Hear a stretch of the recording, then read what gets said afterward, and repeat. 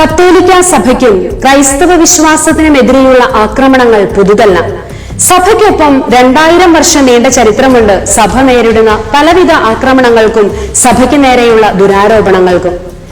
കത്തോലിക്ക സഭ മുൻപോട്ട് വയ്ക്കുന്ന വിശ്വാസ വീക്ഷണങ്ങൾ, ധാർമ്മിക മൂല്യങ്ങൾ, ജീവിതചര്യകൾ തുടങ്ങിയവയെല്ലാം പല വിധത്തിൽ ആക്രമിക്കപ്പെടാറും അവഹേളിക്കപ്പെടാറുമുണ്ട്.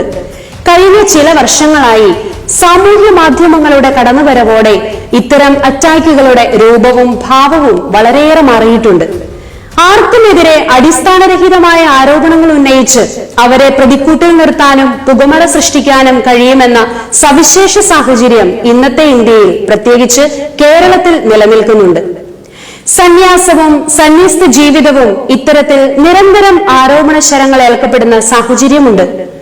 ചില മുൻ സന്യാസിമാരെ മറയാക്കി കത്തോലിക്ക വിശ്വാസത്തെയും ക്രൈസ്തവ ധാർമ്മികതയെയും ചില നിരീശ്വരവാദ സംഘടനകളുടെ നേതൃത്വത്തിൽ സമൂഹമധ്യത്തിൽ ചോദ്യം ചെയ്യുവാനും അവഹേളിക്കുവാനുമുള്ള പ്രവണതകളാണ് സമീപനാളുകളിൽ ദൃശ്യമാകുന്നത്.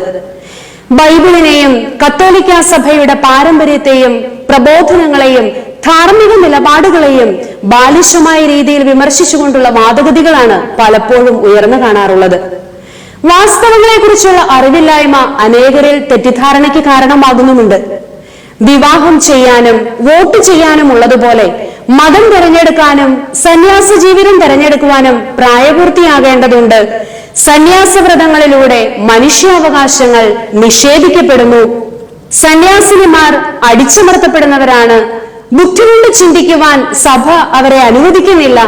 നൂറുകണക്കിന് സ്ഥാപനങ്ങൾ സ്വന്തമായുള്ള സന്യാസ സഭകൾ സമ്പന്നമാണെങ്കിലും വ്യക്തികൾ ദാരിദ്ര്യത്തിൽ ജീവിക്കുവാൻ നിർബന്ധിതരാണ് എന്നിങ്ങനെയുള്ള ഒരുപിടി ആരോപണങ്ങളുമായി ഒരു മുൻ സന്യാസിനി കഴിഞ്ഞയിടെ ഒരു നിരീശ്വരവാദ പ്രസ്ഥാനം സംഘടിപ്പിച്ച പരിപാടിയിൽ പ്രത്യക്ഷപ്പെടുകയുണ്ടായി. അടിസ്ഥാനരഹിതവും അബദ്ധജടിലവുമായ വാദഗതികൾ ഉയർത്തി സംസാരിച്ച അവരെ കാര്യം മനസ്സിലാകാതെ പിന്തുണച്ചുകൊണ്ട് ചിലർ മുന്നോട്ട് വന്നതും ശ്രദ്ധയിൽപ്പെട്ടിരുന്നു.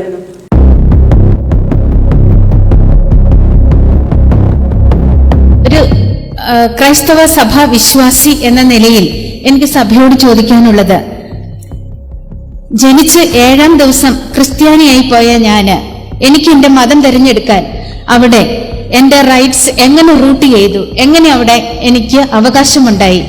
ഒരവകാശവും എന്നെ ഒരു വ്യക്തിപരമായ രീതിയിൽ എനിക്ക് ലഭിച്ചിട്ടില്ല എന്റെ മതം തിരഞ്ഞെടുക്കാൻ. 18 വയസ്സായിട്ട് മതി മതം തിരഞ്ഞെടുക്കലെന്നും അവനവന്റെ അവകാശമാണ് തിരഞ്ഞെടുപ്പെന്നും വാദിക്കുന്നവരോട് ചില ചോദ്യങ്ങൾ കൂടി ഒന്ന് ചോദിച്ചോട്ടെ. ജനിച്ചു വീണിട്ട് 18 വയസ്സായപ്പോൾ സ്വന്തം ഇഷ്ടപ്രകാരമാണോ നിങ്ങൾ ഭക്ഷണം കഴിച്ചു തുടങ്ങിയത്? രോഗം വന്നപ്പോൾ ചികിത്സിക്കാൻ, വീണപ്പോൾ കോരിയെടുക്കാൻ, വിശക്കുമ്പോൾ ഭക്ഷണം കഴിക്കാൻ, വായ തുറന്ന് സംസാരിക്കുവാൻ ഒക്കെ പരിശീലിപ്പിക്കുവാൻ സ്വന്തം മാതാപിതാക്കൾ മനസ്സ് കാണിച്ചത് നിങ്ങളുടെ മനുഷ്യാവകാശ ലംഘനമല്ലേ?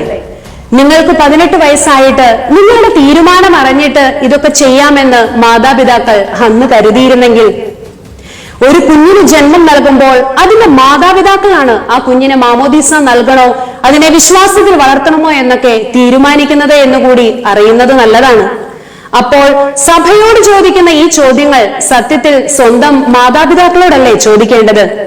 അനുവാദമില്ലാതെ എന്തിനെനിക്ക് ജന്മം നൽകി, എന്തിനെന്നെ പാലൂട്ടി വളർത്തി, എനിക്ക് എന്തിന് ചികിത്സ നൽകി, എനിക്ക് 18 വയസ്സാകും മുമ്പ് എന്തിന് എനിക്ക് വസ്ത്രങ്ങൾ വാങ്ങി നൽകി എന്നൊക്കെ. ചിലർ എല്ലാത്തിനും സഭയെ പ്രതിക്കൂട്ടിൽ നിർത്തുന്നത് സ്വന്തം അബദ്ധസഞ്ചാരത്തെയും പാളിച്ചകളെയും മറയ്ക്കുന്നതിന് വേണ്ടിയാണെന്ന് കൂടി മനസ്സിലാക്കുക. മതം തിരഞ്ഞെടുക്കാൻ ഒരുവന് അവകാശമുണ്ടെങ്കിൽ അത് ഉപേക്ഷിക്കുവാനും അവന് അവകാശമുണ്ട്. ഒന്നിനും ആരെയും നിർബന്ധിക്കാത്ത ഒരു രാജ്യവും ഒരു ഭരണഘടനയുമാണ് നമുക്കുള്ളത്. ശരിയല്ല എന്നൊരാൾക്ക് തോന്നുന്ന ഒരു കാര്യം ബാക്കി 6000-ൽ പരം വ്യക്തികൾക്ക് ശരിയാണെന്നാണ് തോന്നുന്നതെങ്കിൽ ഞാൻ അവരെ ശല്യപ്പെടുത്താതെ എനിക്ക് ശരിയെന്ന് തോന്നുന്നതിലേക്ക് മാറുന്നതാണ് സ്വാതന്ത്ര്യം. അല്ലാതെ എനിക്ക് കഴിയാത്ത കാര്യം ബാക്കി 6000 പേരും ചെയ്തുകൂടാ എന്ന് പറയുകയും അവരെ ജീവിക്കാൻ അനുവദിക്കാതിരിക്കുകയും ചെയ്യുന്ന അവസ്ഥയല്ല മനുഷ്യാവകാശം. അത് മൗലികവാദമാണ്, എതിർക്കപ്പെടേണ്ടതുമാണ്. അതല്ലേ യഥാർത്ഥ മനുഷ്യാവകാശ ലംഘനം? ഒരാളുടെ ഇഷ്ടമനുസരിച്ച് മാത്രം പ്രവർത്തിക്കാൻ വേണ്ടി ബാക്കി മുഴുവൻ പേരുടെയും അന്തസ്സിനും അഭിമാനത്തിനും ക്ഷതമേൽപ്പിക്കുന്നതാണോ മനുഷ്യാവകാശ പ്രസംഗം?